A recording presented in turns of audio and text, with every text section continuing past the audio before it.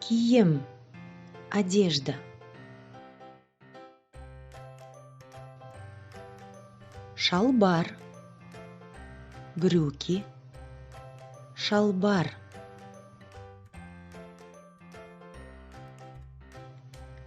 Көйлек – платье, көйлек. Жейде – рубашка, жейде. Күртеше – куртка, күртеше.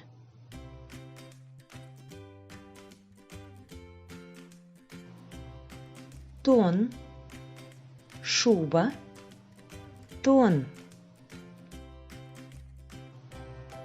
А сейчас поиграй в игру «Четвертый лишний». Называй вместе со мной все предметы по-казахски. Күртеше, доп, көйлек, жейде. Какой предмет лишний? Доп. А почему? Правильно, все одежда, а мяч – это игрушка. Называй предметы по-казахски. Көйлек, жейде, алма, шалбар. Какой предмет лишний? Алма. А почему? Молодец! Все одежда, а яблоко – это фрукт. Называй предметы по-казахски. Шалбар, күртеше, тон, картоп. Какой предмет лишний? Картоп. А почему? Верно, все одежда, а картофель – это овощ. А сейчас давай поиграем в игру «Что пропало?». Для начала назовем все предметы по-казахски. Күртеше,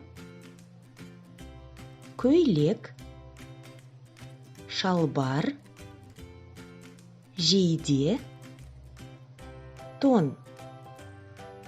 А теперь зажмурь глазки. Только давай играть честно. Что пропало? Посмотри. Көйлек. Закрывай глазки. Что пропало? Посмотри. Тон. Зажмурь еще раз глазки. Что пропало? Назови. Күртеше. Давай еще раз сыграем. Закрой глазки. Что пропало? Посмотри. Шалбар.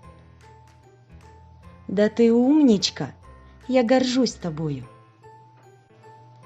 А сейчас отгадай загадки. Я немного потолстел, на ноги я их надел. Я в карман засунул руки, тут порвались мои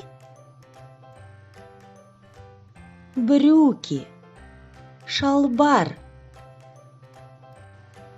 Мы идем на день рождения, и там ждут нас угощенья. Говорят мне мои братья, надевай скорее платье, көйлек. Рукав длинный или короткий, воротник есть очень стойкий. Пуговки, кармашки, что это? Рубашка, жейде.